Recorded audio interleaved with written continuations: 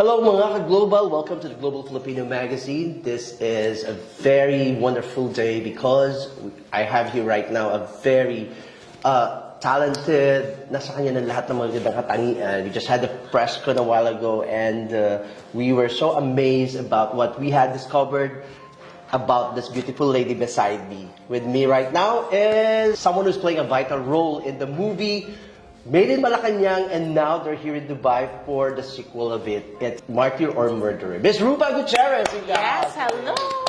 Hi! Hello, Orly. Hi. Hello sa mga ka-global. Tama ba? Yes. Yes, hello. I'm so happy to be back here in Dubai. And I love it so much kasi so much has changed. I've been here, the last time I was here actually was like about 6 years ago. Wow. So, kamusta ang biyahe? Okay naman yung biyahe, 10 hours. I was sleeping the whole time, siguro dahil pagod. And now I'm well rested and I'm ready to go to the meet and greet later. Okay, sabi mo nga 6 years ago you were here. So ngayon, you are here in a very important mission of, promoting, saying thank you first to the kababayan natin na nag-support from the first movie that you did with Direct Daryl, the Made in Malacanang, and now you are promoting Martyr or Murderer. So, ano ang feeling that you have met all the Filipinos out there? Well, I haven't met all of them yet, but one thing I can say, after the Philippines, Middle East is my biggest following sa akin social media platform. So maraming salamat sa pagtangkilik nyo at sa pag-follow nyo sa akin. At maraming salamat din sa lahat ng mga tumangkilik ng Made in Malacanang last year. And of course ngayon, ang Martyr or Murderer. Okay, Ruffa, maybe you have answered this question many times, 100 times. Ano yung difference daw ng Made in Malacanang compared dito sa bago na? Well, alam mo, this is Made in Malacanang Part 2, Martyr or Murderer. At meron kaming Part 3 na ginagawa. Some people kasi still don't know that it's Part 2. And kumbaga, ito lang yung pinagpapatuloy lang namin yung kwento from Part 1 to Part 2. So, it's vital that they must watch it. Kasi para sa akin, I love this one better than the first. Really? Because it shows more grit, it shows the character of Madame Imelda Marcos and how she really fought out everything. She showed her strength in spite of everything that's been thrown against her. Okay, so you're playing a very vital role sa pagkatao ng isang signipikong tao ng Pilipinas. When it was being offered to you the first time, ano yung naramdaman mo? And paano ka nag-prepare para sa role na to? Well, una, I was in shock. This was right after the elections, and I said, okay, ilabas na natin yung mga pictures natin of the Marcoses from our baul.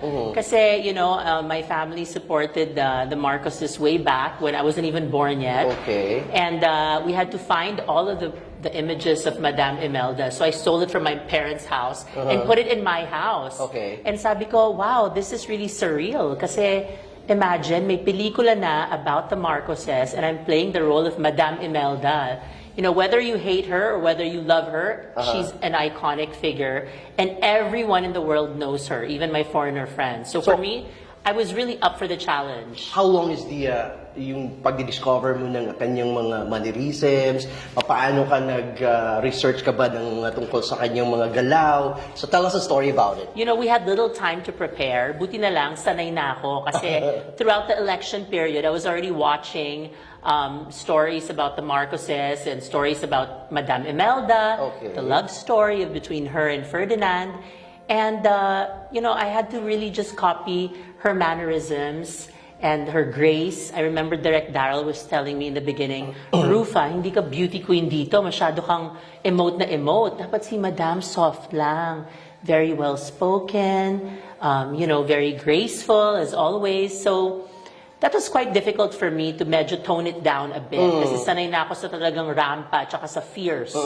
Diba? So, ayun, I'm just so happy that I already know her. I've met her when I was 18 years old, and through the years, she would always attend our party. So I've seen her in person. Okay, so while you were portraying about this role of being Madame Imelda Marcos, what similarities did you discover na na parang ganito ako as Ruffa Gutierrez na na-discover mo that from Madam Imelda? Well, her love for shoes, joke. Joke. No, but she's very graceful. She loves her man. I think she'll do everything that she can for her family. Okay. And that's not only Madam Imelda. I think the Filipino women would do everything for their husband. That's one thing that I've learned. And of course, working with Direct Daryl Yap, he really taught me a lot in this project, and I'm so happy that I was actually it was Madame Imelda who handpicked me for the role. So without Boss Vic Del Rosario, Madame Imelda Marcos, Direct Daryl Yap, and Senator Amy, wala ako dito ngayon. So joint effort talaga. Okay, may ginagawa kang films. You're busy as an entrepreneur, or you are also tied up with a lot of, eras being a mom. You are a celebrity yourself. Paano mo na manage yung time? I think balancing your time is very important. Making sure that you prioritize. Ako, I'd like to prioritize what's important, my family and my work. The rest, parang I'd rather save my energy. Hindi na ako masyadong lumalabas. With friends, sorry ha, pero busy ako these days. Diba? Kailangan kasi i-conserve mo yung energy mo eh. Hindi ka pwedeng pakalat-kalat kung san-san because you also need alone time. Okay. So alone time to feel refreshed, kailangan magpa-facial tayo, magpamasahe. Self-care is also important. So, para sa akin, learn how to prioritize. Okay. So before we finally close, message mo sa lahat ng mga OFWs dito sa UAE. Yes, sana ho ma-meet ko kayong lahat. I know I won't be able to meet all of you in one day, but I know the Middle East has so many Filipinos, and hopefully hindi lang dito sa UAE ang libutin namin. Sana makarating din kami sa Saudi Arabia, Oman, and all of the other countries. Depende sa Viva Middle East. You have to get us and tour all over the Middle East so we can say hi to our kabayans. Maraming salamat, Ms. Ruffa Gutierrez, on the house today sa pamamagitan ng mga pagmamahal niya sa ating mga kababayan dito sa gitna silangan, promoting the Martyr or Martyr or Murderer. Murderer. Bye.